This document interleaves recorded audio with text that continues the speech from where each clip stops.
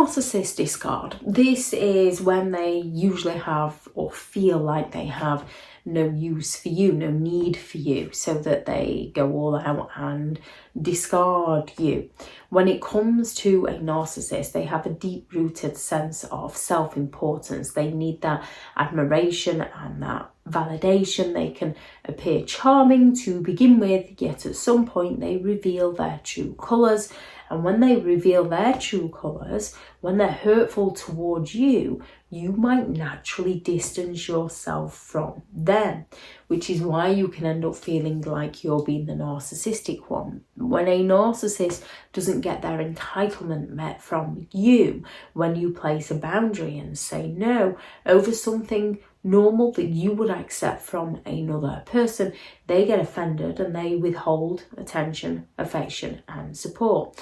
When they hurt you in some of the cruelest ways and you find out about their deception, you might stand back a bit because you're naturally hurting, and then you feel like you're being the narcissistic one.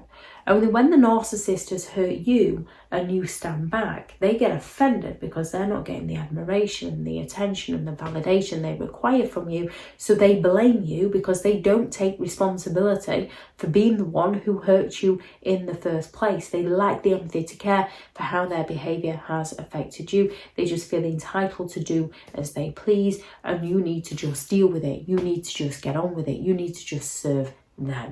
Narcissistic people tend to discard due to their constant quest for that self-gratification, that validation and that attention, due to not getting what they want from others, due to a loss of interest. They see somebody they're envious of, they're forever chasing that new supply of fuel to feed their ego.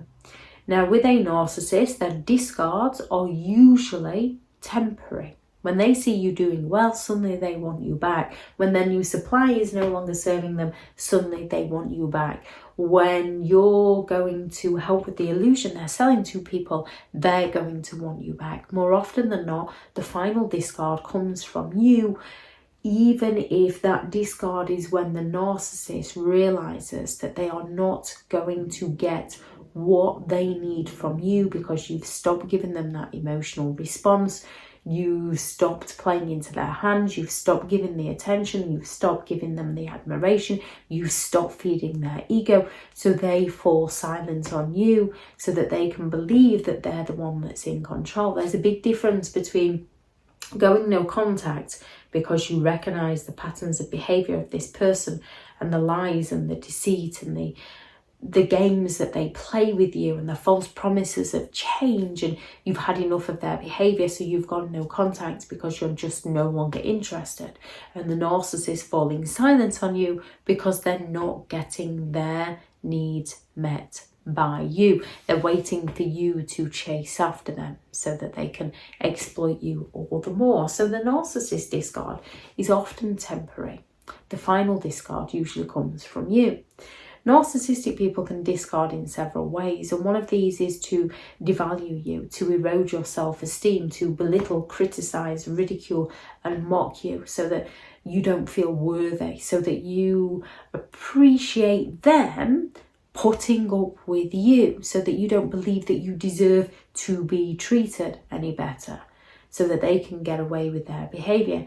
So they discard you by pulling you down, and then they can turn around to you because you're left full of anxiety and depression. They can turn around and just say, well, why would I want to spend time with you? And you end up questioning yourself because you take responsibility for how you're behaving, not recognizing that it's the environment that you're in that's causing you to behave like that. Ghosting you is another tactic that narcissistic people use to devalue you, then discard you. They go all out to just suddenly cut you off like you don't exist. They suddenly disappear on you, and this can cause that panic within you because you naturally care about them. So you might start getting in touch with their friends and family to find out whether this person who's just suddenly ghosted you is okay, which is often when their secrets suddenly start to unravel a little bit. However, the narcissist is that busy telling everybody that you're crazy, you're obsessed, you're bitter, you're jealous, that people believe the narcissist lies over what is actually happening within the given situation. Ghosting you causes that panic and alarm within you that something might be wrong with them. So you're doing it out of concern. With a narcissistic person, when you've had enough of their games and cut contact with them, they will get in touch with your friends and family using the same thing, but they twist it. So they get in touch with your friends and family out of manipulation to feign concern for you, to pretend like they care about you, or to tell everybody just what a horrible person you are, because they want to ruin your reputation because you're no longer living life on their terms.